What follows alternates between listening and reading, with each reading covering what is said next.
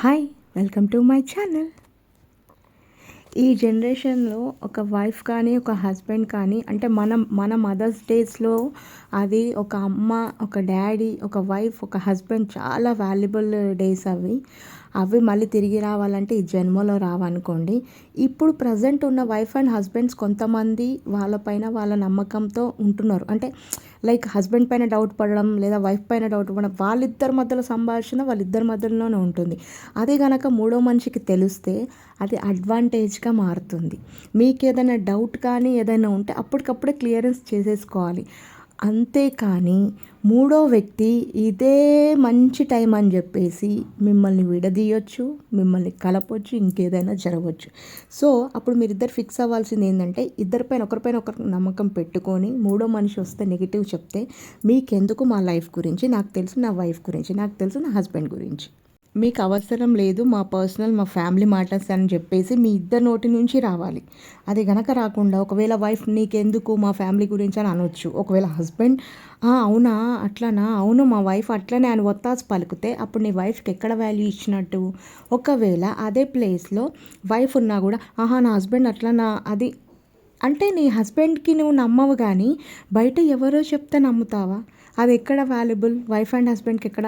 So ఎవరు ఏదైనా అనుకొని మీకెందుకు మా పర్సనల్ ఇష్యూస్, మా చావేదో మేము చేస్తాం, మా ప్రాబ్లమ్స్ ఏదో మేము ఫేస్ చేసుకుంటాం, దయచేసి మూడో మనిషి రావద్దు. అది ఎక్కడి వరకు దారి తీస్తుంది అంటే అది చెప్పలేము. అది మూడో మనిషి వచ్చి చెడగొట్టడం జరుగుతుంది, చాలా ఇష్యూస్ అయిపోతాయి. సో ఏది ఉన్నా వైఫ్ అండ్ హస్బెండ్ ఎన్ని కష్టాలైనా సుఖాలైనా ఏదైనా అండర్స్టాండింగ్ ఉండాలి. గొడవలలో ఏమనిపిస్తుందంటే అప్పుడు వాపాకు ఫ్లేవర్ కన్నా అధ్వానంగా కనిపిస్తుంది అప్పుడు వైఫ్కి హస్బెండ్కి వైఫ్.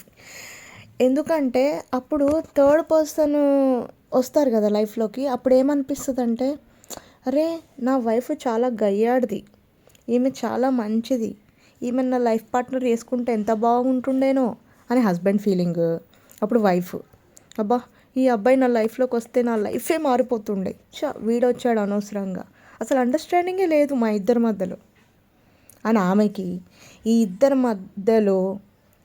మధ్యలో ఇంకా ఇద్దరు వచ్చేసి మొత్తం అసలు లైఫ్ అనేదే ఇంకా అది ఇమాజిన్ కూడా చేసుకోలేరు, అంత నాశనం అయిపోతుంది. ఎప్పుడు మూడో పర్సన్ మన దగ్గరికి వచ్చి నీకు నేనున్నా అన్నప్పుడు నువ్వు నమ్మితే అప్పుడు నీ లైఫ్ నువ్వే స్పాయిల్ చేసుకున్నట్టు.